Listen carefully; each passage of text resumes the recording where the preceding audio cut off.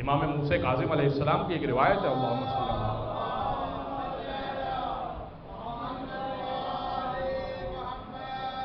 امام کا چاہنے والا نہیں تھا، لیکن بہت تنگ دست ہو گیا تھا، تو اس نے سوچا کہ کچھ امام موسیٰ کاظم کی کہ جد کی شان میں یعنی امام حسین کی شان میں کچھ لکھ دیتا ہوں اور امام کو ہدیہ کر دوں گا۔ جب امام کو ہدیہ کروں گا تو اب ایسا تو نہیں ہے کہ در اہل بیت پہ کچھ دیا جائے اور وہاں سے کچھ نہ آئے، ایسا تو نہیں ہوتا کبھی بھی۔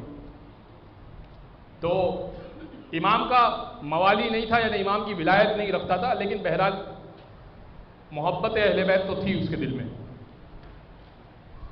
تو اس نے اشعار کہے امام حسین کی شان میں، اور اپنے گھر سے امام موسیٰ کاظم کے گھر چلا۔ جیسے ہی گھر گیا اور امام کے سامنے بیٹھا، ابھی کہنا چاہتا ہے کہ فرزند رسول میں کچھ لایا ہوں آپ کے لیے، آپ کو پیش کرنا چاہتا ہوں۔ امام فرمانے لگے کہ کیا میں بتاؤں کہ تو کیوں آیا ہے؟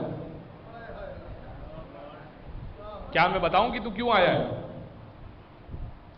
اس نے کہا فرزند رسول بتائیے۔ امام نے کہا کہ تو وہ ایک نظم لکھ کر آیا ہے میرے جد کی شان میں، وہ سنانے آیا ہے۔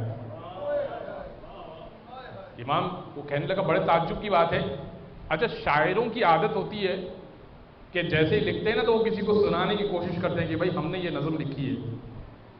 کہتا ہے فرزند رسول ابھی خدا کی قسم کسی کو سنا ہی نہیں ہے میں نے، ابھی سیدھا آپ کے گھر سے آ رہا ہوں۔ تو اس نے کہا کہ فرزند رسول بڑی تعجب کی بات ہے کہ آپ کو معلوم ہے؟ تو امام نے کہا اچھا یہ بتاؤں کہ کتنے اشعار ہیں؟ یہ بتاؤں کہ کتنے اشعار ہیں؟ تو اس نے کہا کہ چلیں بتا دیں، مطلب وہ حیرت میں تھا تو اس نے کہا چلیں بتا دیں۔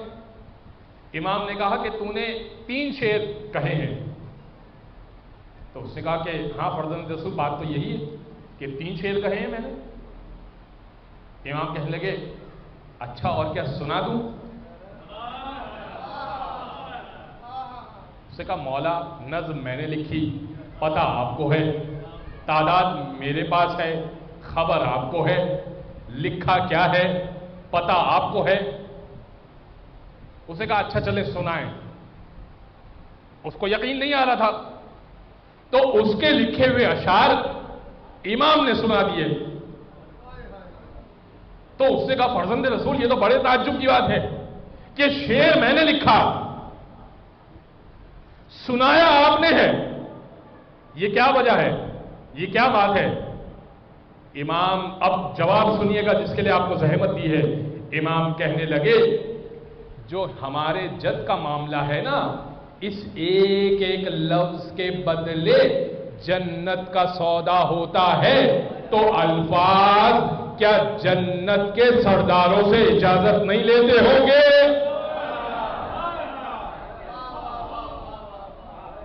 الفاظ پہلے ہم سے اجازت لیتے ہیں، پھر تمہارے کاغذ و قلم کی زینت بنتے ہیں۔